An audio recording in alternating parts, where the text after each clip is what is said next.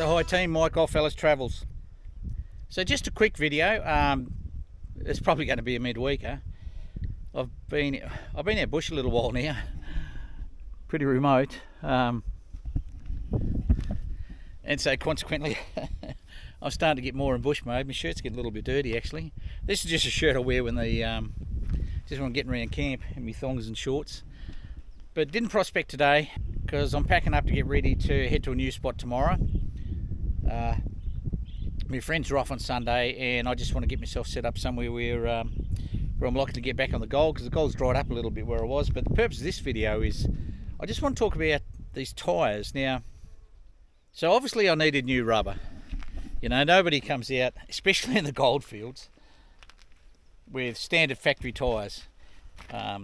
They may call them AT, but they're not all. It doesn't stand for all terrain, it stands for all terrible, because those tyres are nothing more than just a road tyre with a wafer thin sidewall. In my personal opinion and my personal experience, you know, when I first bought the Cruiser, my first trip out, I did all four tyres, staked all four tyres within about a week, multiple times within a week, and it was basically the end of those tyres. So we all know, I think it's a fair comment, that the standard tyres that come with four-wheel drives these days generally aren't a true off-road tyre. So before I come to the goldfields, it was time to consider putting a set of decent tyres on. Now I did look at BF Goodrich. I do like them. I think they're a real good tyre. I've got mates that have got them on and they swear by them. Alright, so talking about, you know, why I chose to go for these tyres, I follow a fella, Cam Wild, who has channel Wild Touring, and he does a lot of solo stuff, and now and then a trip with his oldest young cutie, his little girl. But he's got a lovely wife and family, and I have met him at the 4x4 show last year, and he's the real deal. He did a review on the fit of tyres on his 300 series as he's doing the fit out. After I seen it wasn't really a review, it was really just a product discussion on the new tyres that he fitted 300 series. And the product in question is these Yokohama, I think they're a fairly new rubber, but the Yokohama Geolanders X-ATs. I think these are coded as G15s. They're a little bit of an aggressive all-terrain tyre, I'd say, but I like the design, particularly around, you know, the heavy armouring they have around this sidewall there. You know, they've really done a good job on trying to provide protection on that part of the sidewall.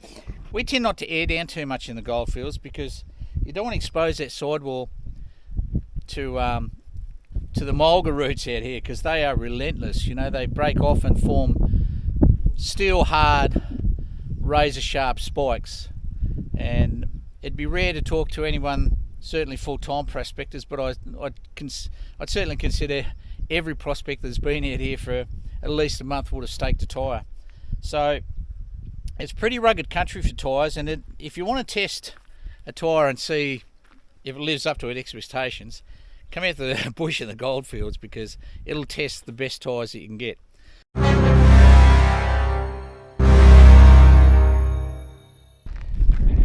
Generally the roots will still be in the ground and you get these points sticking out, but look, here's a good example.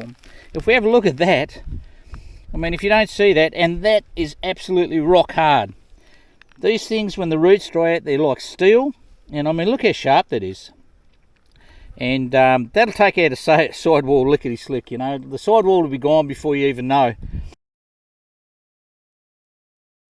Now, it wasn't just the video on the tyre that drew me to them. It raised my interest in tyres and trying a different brand. And the flies are absolutely relentless out here, as they are.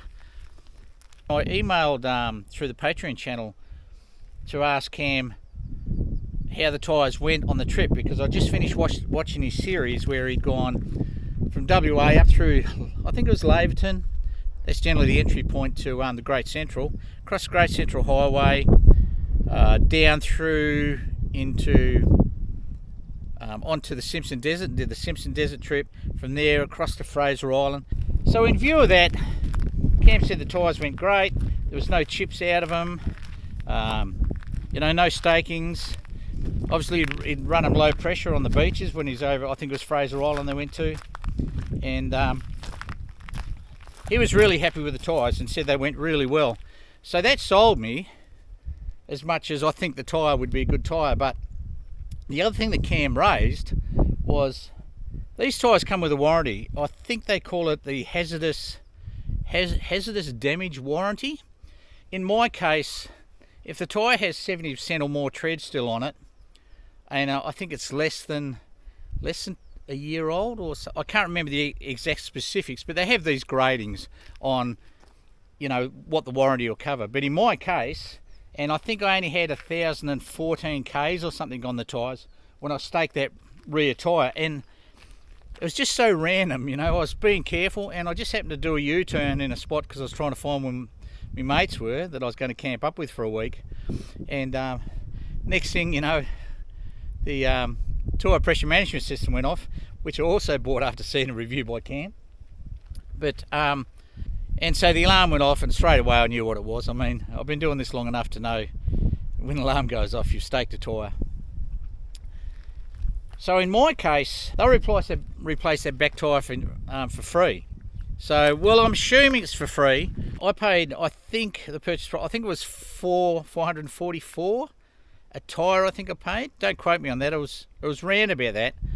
So the price I paid at the time is actually stated on the warranty certificate on the day of purchase. So I'm assuming that maybe if I go in there and the tyres have gone up $10, I might have to pay the difference. If the tyre's gone down, I don't think I'm going to get $10 back. But yeah, you may have to, if the tyres increase in price, you may have to pay the difference, and that's probably why they've put the price on the warranty, which kind of makes sense. But I've got to tell you, going in and only having to pay $10 or $20 if they have gone up in cost to replace these tyres is much better than going in with a tyre that's only had 1,019 Ks on it and forking out $444 plus a balance. But I suppose the reason I wanted to talk about these tyres now and not review them maybe in 20,000 Ks is because of the warranty. And I expect the warranty to work as it's, you know, as they say it does. Because I mean, the first indicator for me, if I ever ring up about a warranty claim, the first thing that always raises a red flag with me on there's going to be, you know, a few ifs and buts is if I was to ring up and say, oh, you know, I'm going to have a claim on these tyres. And if the first comment back was, oh yeah mate, but we'll have to have a look at them, mate. We'll have to have a look at what's happened, mate. You know, like, that's a red flag for me, because it immediately tells me that the warranty isn't true to paper, and if they can find a reason to get out of it, they will. And I had that very problem with another brand of tyre that I won't talk about. I rang them up. They just said, yeah, no worries. They confirmed, you know, my details, confirmed that, you know, I had the, I was registered with the,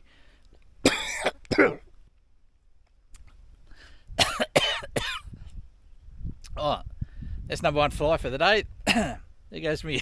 So that's why I don't bring bush out. That's why I don't bring meat out bush. I get me protein content from half a dozen flies a day. Oh, that was awful. Nearly spewed up then. And I could be the first one to do a video talking about the warranty replacement. So yeah, team, the Yokohama Geolander X-AT, and I think these are the G15s. See you, team. Take it easy and enjoy life as much as you can. It's not always easy, but do your best. Bye, team.